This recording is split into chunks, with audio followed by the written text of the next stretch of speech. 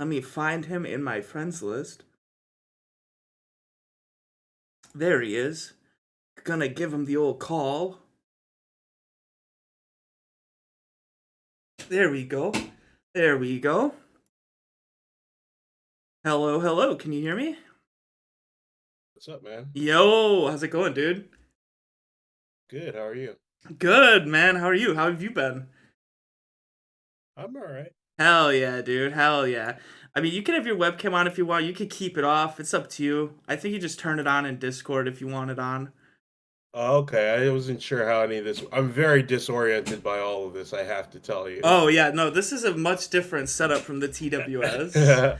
It's all good. I'm just very disoriented. But yeah, no. So you got yourself some OG Anunoby. How does that feel? Good, man. I mean, it feels good to me. I like it. I like that move a lot. I hated losing quickly, but I feel like the team is better and it looks the early returns are good. So yeah, man, I'm into it. I'm into it personally. How do you feel about losing quickly? Because I know you liked him a lot. I mean, it's tough, and you already see the early returns on that. He's balling already. Like he's playing really good. He's starting. He's doing what he could have been doing for us. But it's just like one of those things, man. Like you don't want to make a trade based on bad reasoning. True, true. And part of the trade is bad reasoning because it's just like we were never going to play him more than 25 minutes a game off the bench. We just weren't. And that's bad. That's wrong. So you don't want to make the trade based on that. But when you have a chance to improve your starting lineup, even at the expense of your bench, I feel like you kind of have to do it at this level. Yeah, and I mean, it feels like you guys got OG for cheaper than he was going the last 2 years. I mean, the last 2 years we're talking like four first round picks for him. Yeah, they keep on throwing around that the Knicks offered two first rounders last deadline, like last year, including and other stuff. So it feels good that the probably the best part of the trade. Well, the best part of the trade is getting OG. The second best part of the trade is that we didn't give up any first rounders. We gave up a very high second rounder. It's Detroit's second rounder this Yeah. year, so it's gonna be at like the top of the second round. But um, it's supposed to be a weak draft. I don't know, but overall, I think it was a good trade. Yeah, oh, and they're saying his agent is Leon Rose's son, so he'll Yes. reportedly re-sign. Although you guys got that's good. That's good to get that lined up before you trade for him. Everyone's really mad or like kind of like Knicks fans are kind of mad that like CAA, the agency, has so much like influence or whatever. But I do feel like between like nepotism and like hiring people you know and like being buddy buddy with your friends, they're just operating the team like the real world. And what do you know? The team has been good the past few years. Yeah, I mean, as long as it's not James Dolan running the team, it Right. seems like it's going pretty well for you guys. It's like Leon Rose and like Worldwide West are actually like people that people in the basketball world like and respect. So if it's like them hiring their friends, it makes sense. You know what I mean? It's like the right amount of nepotism in the situation. Yeah, and you guys are. I think the weirdest part of the trade getting done is the Knicks and the Raptors are like in a court case right now because of the Raptors guy stealing from you guys as he was heading out the door. You need to keep an eye on this, Scoop. You need to keep an eye on the conspiracy. If the Knicks drop the case anytime soon, in the next year even, you know that that was part of the deal. That's what I thought. That's what I thought. Like, we'll give you OG. We won't get a fine. We won't have to give up anything. Just let's end this court case. Don't see how much we stole. They're guilty as fuck too, by the way. They absolutely are. Like, I don't know if they broke any laws, but the guy did what they're accusing him of doing. Oh yeah, no. If I remember correctly, essentially, just on the way out the door, he just printed copies of stuff and just like took them with him. Like that's all he did. Like, The easiest thing to trace in an office. It's like the printer definitely told them, "Yep, so and so logged in and printed these items." Yeah, and just doing that as you're going out the door, it's chef's kiss. Like you don't even do it. Don't even. Beautiful. You could have did it a couple months ago. Like if you knew you were gonna get hired somewhere else, no one would have asked questions. You do it like 6 months ago, but like the week Could have taken before. screenshots of it and like tried to like make it into a different file. He could have did so many things that were not what he did. Yeah, no. So they're definitely. But I feel like you're right. That's gonna get all swept under the rug. That's gonna go away. 100%.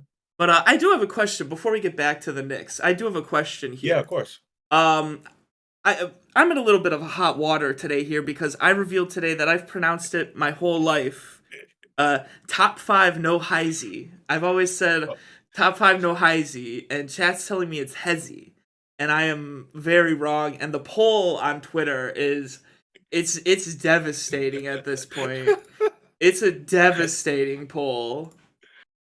I would love to support you, man. You're my friend. I would love to support you, but I was here for this, and I was flabbergasted. I had no idea what you guys were talking about. And then when I found out what you were talking about, I had no idea how you arrived at high C. I swear someone in my life always said top five no hesi growing up, and it just stuck with me. And I thought You know, that's just how it's done.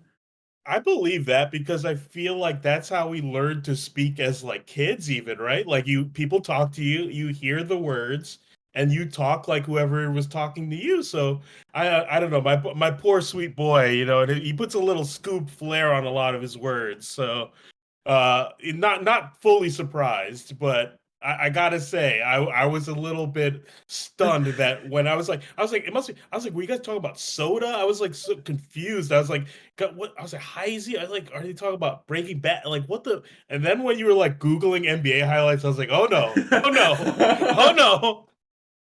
I swear it was like a kid I played basketball with growing up, and he would say top five no hesi. But yeah, the poll right now, just to update the people on the poll, it is currently 100. Wait, it's 1,110 votes, and only one of them is for hesi. Every other vote is for hesi. It's nine. It's the kid that used to say it in Wisconsin. He found you and was like, yeah, it's definitely heisy. What the fuck? I'm telling you, that kid is sitting at home right now. Like, what is wrong with this poll? The results are totally out of whack. So, Oh man, it's so funny. so yeah, back to the Knicks. Back to the Knicks. I keep closing the Discord on accident. No worries, no worries. Back to the Knicks. How do you think you guys do for the rest of the season? What are you thinking playoff wise? What are your aspirations now? Because I know you guys got a couple injuries. Mitchell Robinson's hurt, so you guys need to get him back. But Right. I mean, I think he might be out for the year. We put oh, in for we put in for that exception because it seems like he'll probably be out for the rest of the year, which hurts a lot. But but you did get you know, Precious back, so Precious kind of he could play his oh man, minutes. he stinks so far. Oh Like no! I hate to be mean to the guy because he seems genuinely like he just seems genuinely like stunned, like deer in the headlights when he's out there. But he is stinking it up so far. We cannot survive those minutes, but the whole bench is not good either. So that it may not just be him. Yeah, and there's still plenty of time to keep moving and shaking. I think you guys got a couple picks you guys can move around for people to play some roles if you need to. Yeah, yeah, for sure. I mean, I think that Hartenstein, who Stephen A. Smith slandered. He's like some guy named Hartenstein or whatever he said on TV the other day. He's been playing his ass off, and he's always been very good. He's been like one of the best centers who like backup centers in the league. It's just that the league doesn't care about centers. You know what I mean? Right. So he's just playing those minutes and he's killing it. I mean, he had like 10 and 20 and 5 blocks the other day. He's kind of like the Plumleys, you know. They're always just there. They're quiet, consistent, clock in, clock out. And every once in a while on TV, someone is like, "You know that guy? I think he stinks." Yeah, honestly, he's kind of similar to the Plumleys in a sense too, because he's like kind of a good passer for being Mm-hmm. a big guy. Like he stands out on the free throw line and like finds cutters, and that's like a cool thing he does that like Mitch doesn't do. I mean, Mitch is the better player, but he adds like a little something more creativity to like an offense that is not that creative because it's Tibbs, but so. Yeah. And then tonight you guys got a good game. You guys play the 76ers tonight. This should be a big one. Yeah, it'll be interesting because I think that if Hartenstein gets in foul trouble, then we're probably in trouble. As much as I like can't stand Embiid, like he's just been crushing everybody. Uh, but I think we match up okay with them. We always like give them a good game, like even like in prior like last 2 years or whatever. Like we match up okay because they play in a way that we understand. They like we I feel like we have more trouble with like the flashy, fast, small, creative teams. And this team's very good, obviously, but I think we could beat them tonight. Yeah, you guys are kind of mirrors of each other in a way. You know, it's Tibbs versus Hmm. Nick Nurse, like the same kind of grind Same 'em kind out of guy. style. Yeah, for real, for sure. I mean, we have kind of like yeah, it's kind of similar style, especially with Nick Nurse now. But yeah, for sure. Yeah, that should be a good game. And then I mean Jalen Brunson, he could be an all-star this year. He should be. Yeah, I mean, he's been crushing it. He's had a couple down games lately. I feel like he's getting a little bit tired, but I don't think that'll last. The Knicks have had like one of the toughest schedules in the league to start, and we've also played like the most away games so far, or one Right. of the most, which is like very strange. Like they just like all of our games just were on the road for so long, and now we're hitting after the Sixers. I think now we're hitting kind of the soft part of our schedule, so it'll be interesting, and it's probably come at a good time when we're trying to still figure shit out with the bench and all that. But I mean, in a very small sample size, like, I don't want to be the stat nerd, but I will pull out some stats that I saw. Uh, the starting lineup so far in offensive rating. So for every 100 possessions they get, they're scoring 130 points and they're giving up 80. So they're playing really well. But on the flip side of it, the bench units, the bench players, whenever the bench is on the floor, for every 100% 100 possessions they have, they're scoring 45 points. Whoa, that's gonna be the lowest in the league. That's gotta Oh yeah, be. if that were like a real like offensive rating for a team for uh for the NBA, it would be the lowest in history by like 40 points. And I mean, at some point, it's sort of by design. Like Tibbs doesn't really like to use his bench, but you do need something from the bench. We need something, even if it's just like we're only gonna sit these guys for like 5 minutes, 10 minutes. Our starters are 5, 10 minutes a game. You still need something to happen in those 5 or 10 minutes. You know what I mean? Like we're just getting like we played the other night, For uh reasons the too Bulls, who are not very good and distributive-dimensional, came I came find off that of the hard. back to back, and they were Coming pasted. for They got that crown pasted the from my game before. They Severin. didn't hit, they started 0 for 13 from three the night before, and Thank you, they were Seth. killing us because every time we sat any starters, they just went on a run. We eventually beat them because we played all our guys, our starters, like crazy minutes. But every time those guys sat down, the Bulls made a run. So Yeah, it's just not sustainable. Like it might work in the playoffs, but you got to make it to the playoffs and not be dead by the time you get there. You know. 100%, we'll see what happens. So I think like it seems like another trade might be coming to get like another guy who can handle the ball on the bench, who can actually like create some shots for himself or others. But even if that doesn't happen, it's just like he's just got to like tweak who he puts out there on the bench. Because like right now, his bench unit that he's trying is Julius Randle and four bench guys, and it just doesn't work. They just throw it to Randle, and like no one knows what to do. Chat was wondering, do you like Julius Randle now? Have your thoughts on Julius Randle changed? I think my thoughts have like changed because I've never like hated the guy. I just suspected that like I couldn't trust him. Like I didn't hate any guy on the Knicks, but I'll say this about like a couple of the guys. Randall has been playing out of his fucking mind this year. Like he's amazing this year. And maybe I was wrong in the sense that like I always thought that like if we got rid of Randall, like RJ Barrett would like finally be able to like figure things out, have more room on the court to do things, have more responsibility, and that would like unlock him. And now it's looking like we got rid of RJ and now Julius is better. Like Julius like plays better without him. And I just wasn't expecting that because like Randall was like, to his credit, like this is not even a slight. To his credit, the reason why I didn't think things would change much for Randall if RJ was gone is because he gets his points and he gets his shots anyway, regardless of who's on the floor with him. Like, which is a positive thing. So I just didn't think he would improve much. But like these past two games, and like even before this run, before this past two games, like he's been playing crazy good. He's been really, really good. I can't really find fault with like anything he's doing, even on like the defense and like getting back and like effort. And it could be also that he's on a like surgically repaired ankle. So maybe early in the year, some of that frustration is just like not being as healthy as he wanted to be. And then on the flip side of the coin, like with RJ, it's like I always liked RJ, but it was always liking him because of like what he could be, or like what you could see. You could Right. kind of see the kind of player, like he was never going to be like a superstar, but you could see some positive things. And he's a young guy. We drafted him third, and he was like always uh like he just like was a likable player. Like he was always like good with the fans and shit. Like he never like got into any shit. Like whatever. He went through some bad coaches too, and I just think he is what he is, like, unfortunately. Like, I don't think that I I don't see how he's suddenly going to change. Like, even to start the year, he started shooting hot again.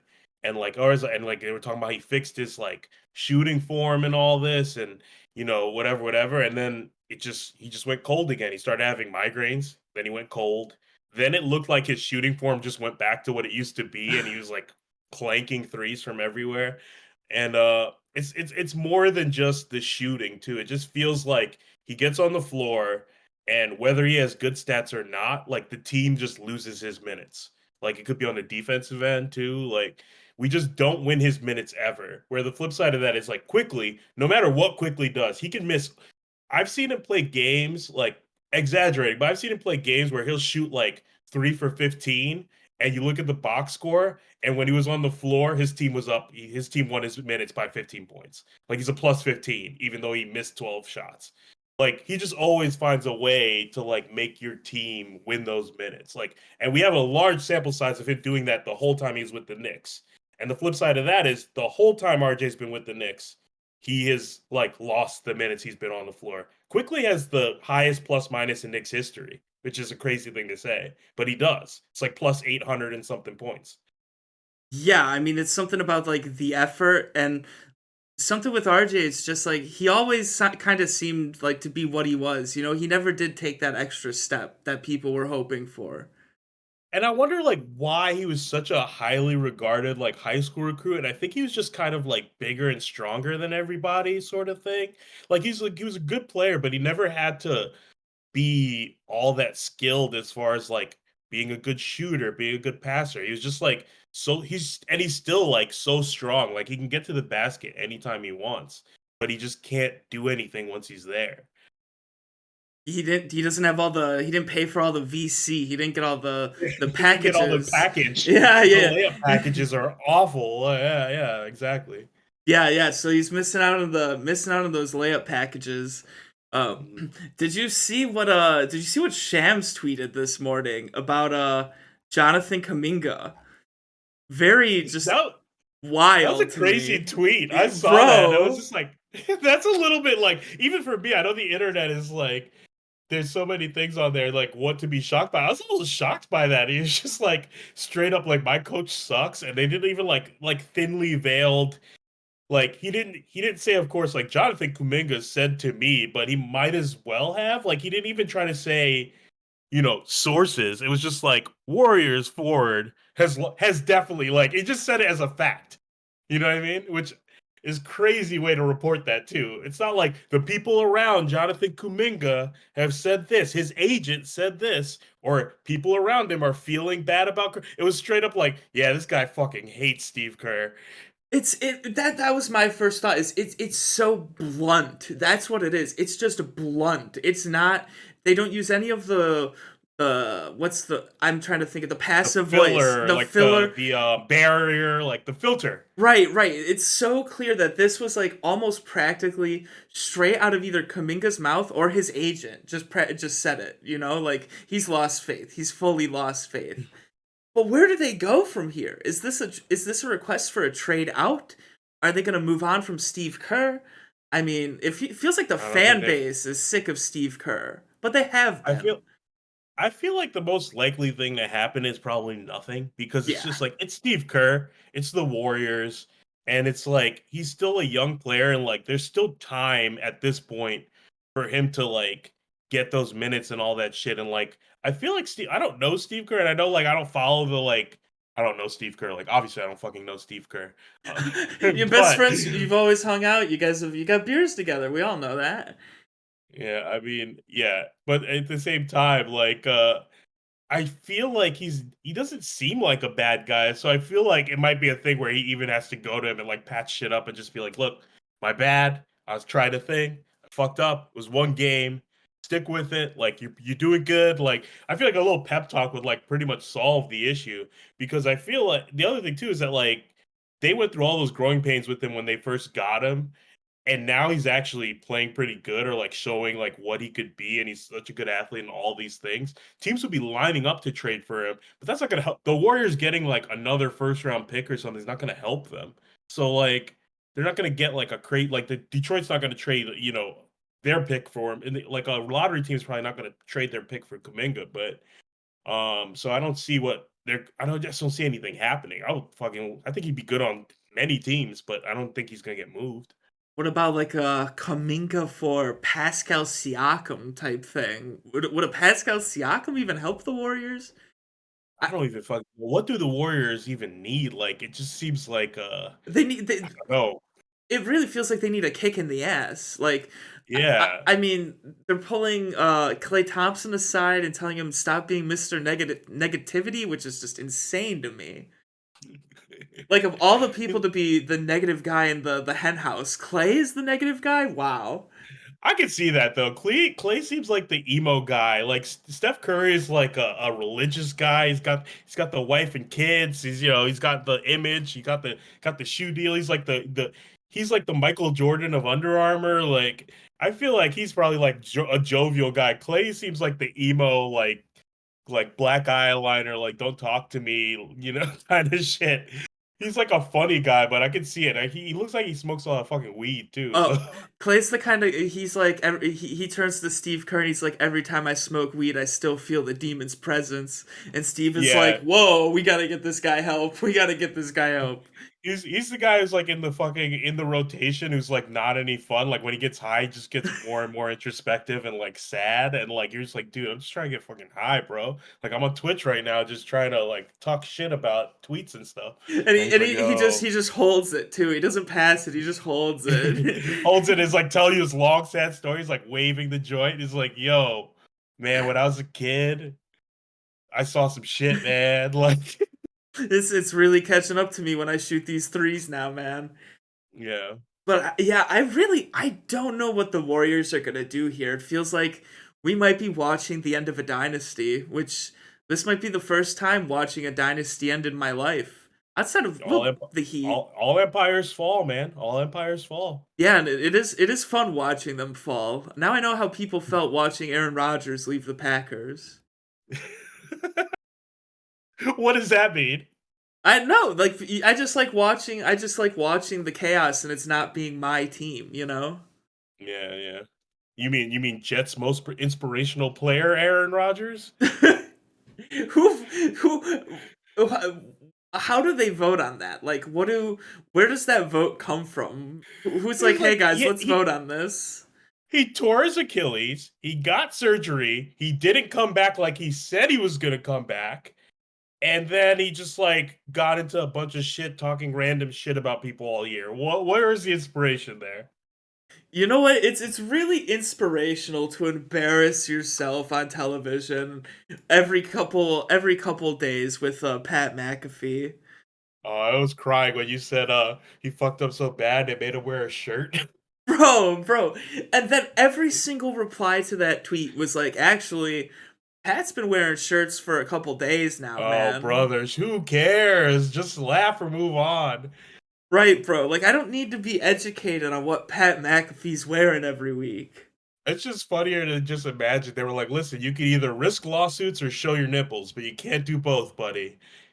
Like, come on, get a little serious for us. Get a little Yeah. serious. Yeah, especially if you're gonna do apologies, like apologize with your shirt on so he knows you mean it and doesn't fucking sue us. He also it's like ABC is also like Disney, so it's like their big star, like Jimmy, who's like hosts the like Oscars and shit. Like that guy's not fucking around. Yeah, no, Jimmy Kimmel does not play. He does not play with his name. That's for sure. That's for That is a sure. crazy thing to be accused of, though. Like we've all been accused of shit we haven't done. Imagine if someone just like was credibly like, "Oh yeah, this nigga is fucking with Epstein." Like, And he's on imagine. and he's not even like going around just like he's not even saying it on Twitter. He's on ESPN's television, Yeah, like their biggest program of the day saying that.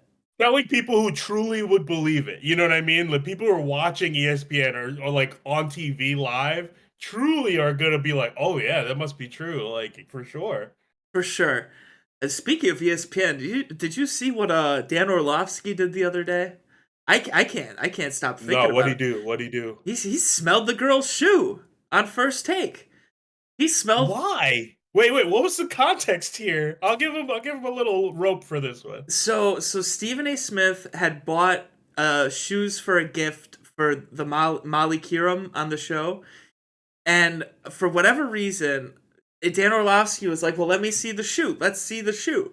She gives the shoe to Dan Orlovsky, and he's holding up the shoe, and he's like, "It's a nice shoe," and then he just smells it. I'm gonna have to pull up the clip. I'm gonna have to pull up the clip. Is I don't want to do an Aaron Rodgers thing on your stream. Are like Stephen A and like Molly Karam dating? I thought I like heard that Are or they? no. I don't know. I don't But that would know. be that'd probably be too controversial because I feel like she was married to Jalen Rose. Yeah, maybe. I don't know. I don't even know. But yeah, here I'm playing the clip right here. He's holding the shoe. He's holding it, and then here he goes. He's Is gonna. Stephen A. Smith married? Oh God. There it is. He just Wait, smells it. He just smells it. wait. I gotta see it. Oh no. Look at that. He just puts his nose in it. I'm watching the stream, so it's on a lag. I was like, wait, he didn't smell it, and he really went in there. He really goes in and smells it, dude. He He's dives going right to in.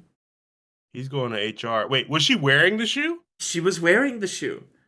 She was wearing the shoe. She took the shoe off. She was wearing the shoe. I don't want to. I don't want to defend him. That's some freak shit. Because That's I feel like he wouldn't do. Like it would be funny if he like smelled Stephen A's shoe for some reason, like high school gym, like being a weirdo. But like not to do that. right. Like, and you're on TV. Like, you can't forget where you are and smell the shoe on TV. Oh God. I mean, he He put his just like nose in. he put that scent memory in the bank. He's thinking about with that smell later. Yeah, I said it was his New Year's resolution. He was like, "I'm gonna smell it no matter what this year. I'm gonna get a whiff of that shoe." He did it day one of the year. Day one. He said, I'm not wasting any time. He made up a whole pretext. He's like, Stephen A, why don't you buy her some shoes? He was like, "I And heard she'll show me the she shoes. really wanted these shoes, dude. I mean, you could just get them for her. We'll pass them around." Dog, I don't understand feet people, man. Like I can't relate to that. Like, of all the things to be into, feet, I don't get it, man. Don't Yeah, get it. I don't know. I don't know how that happens to you. I mean, it's got to be something that something weird happened, you know? Rex Ryan, oh man, forgot about that. Oh, Never forget. dude, Rex Ryan he had a picture of her feet on his desk in the room in his room, his office. Just from the ankles down. It's like so fucked up. It was just the ankles down picture of the feet on his desk. Anytime someone comes into that office for any kind of meeting, they're seeing that picture on the desk. Oh boy. Oh boy. Absolutely absurd. But I won't hold you too long on this fine Friday. So let's before I send you out the door here, what are some final thoughts for the NBA season? We got any bold predictions? Because I got one. I got my bold prediction. I gotta walk something back here. The Well, late. I want to ask you one question and also about the Bucks. Oh, I okay. don't hear your prediction because I don't really have one, but I can come up with one. But is it like I keep seeing jokes that like Adrian Griffin won't run a like Dame Lillard Giannis pick and roll, like they just never do it. Is that true? It's true. They don't do it. It's But Why? What is he? Has anyone ever asked him about this? Because it seems like you would just do that on every play. I think everyone is assuming that they're just saving it for the playoffs and they don't want to overdo it in the regular season and have teams like be ready for it and prepare The against it. oldest play in the NBA. They're worried that people are going to see too much of it and like game plan it. Like I don't get it. That is my only idea because they don't run it. Five Egg Dinner in the chat saying Giannis sucks at screening. That Okay, could be I can see partially that. it. Is Giannis isn't as good of a screener as they were hoping. The screens could be a little lazy from Giannis. He doesn't put his whole shoulder into it. He I mean, doesn't. they're not that many good NBA screeners, like to be really honest. Like guys don't make contact on these fucking screens anymore. Like there are very few guys who really get into it and are really good at it. And there are guys who aren't that great, like Taj Gibson. So it's like once he gets the ball, he's not gonna do anything. So I would still do it. If anything, maybe they need the practice for the playoffs. Like do it a few times and like by playoffs, he'll be a good screener. I don't know. Yeah, I was saying yesterday how they just don't do the pick and roll, and I don't know if it's maybe he doesn't know they have it in the bag. Maybe he hasn't reached that far in the bag of tricks yet. He doesn't know it's down there Yeah, yet. maybe. All right, cool. What's your prediction though? My prediction is, well, sadly, I think the Bucks are gonna lose to the Pacers in the playoffs. That is my bold prediction. I think it's gonna come back and bite us in the ass. This nemesis team we've got, a thorn in our side. And my other prediction is that the Lakers, who I predicted to make the finals, do not make it into the playoffs this year. You have a I hunch? think I was very, very wrong about the Lakers. I was on that Hall of Fame Balls Life podcast, so I might be contradicting myself, but my two hot takes are one, I think the Pacers are frauds and they're gonna sink. Either they're gonna sink in the standings or they're gonna flame out in the playoffs crazy. That's my prediction. So if they play the Bucks, I think the Bucks will crush them. And my other prediction is that I think Minnesota is real. Like, I don't know if they got enough to win the West like in the playoffs, but if they might get to the Western Conference Finals. They might I imagine they'll get into round 2 and like give they'll do what the Knicks did last year at least and like give the second round team a fight. I think they look legit, man. Like they really do. Like I think they might be for real. Yeah, I think Minnesota. What happened with Gobert, the Gobert problem doesn't seem to be a problem anymore. Everyone's like getting along with him. It seems so. Yeah, for sure. They're meshing well. They're working well together Did you defensively. did you see the big card that like the organization gave Rudy Gobert? And I No. don't know what for. Was it his birthday or something? It was like a birthday card or something. And I feel like I don't know if this guy was joking, but in a tweet he like said that he zoomed in and someone wrote "fuck COVID" on it, and he said, "What a crazy thing to write when like Cat's mom died of COVID." Oh yeah. Yeah. That's like Wow. a well, not just his mom, too. Didn't like a fucking like half dozen of his like family members like pass away from COVID Yeah. He related lost shit? a lot of people to it. So Was the COVID schmovid shit for real? I'm asking the chat because like they wrote COVID schmovid in the card. wow. That's. I mean, if Bleeding Gums is saying it, it must have happened. It's just like it is like it's not like it's not a huge deal, but it is a little bit insensitive. Like it's a little bit wild. Like whatever. Anyway, It was an official social media post, and he gave Xmas gifts to the whole organization, the you stadium couldn't just staff. write thanks in the card. Yeah, you can't write thank you. You can well, COVID schmovid. yeah, no, that's not a good look, but that seems like classic hijinks in the NBA lately. Word. But yeah, I think that's all I had prepared. A little nice NBA chat with YC on a Friday. Is there anything you want to send the people to? Anything you're up to lately? No, man, no. I'm just gonna head out, and I just wanted to say, man, you're killing it with the subs, Hey, doing thank the you, dude. stream.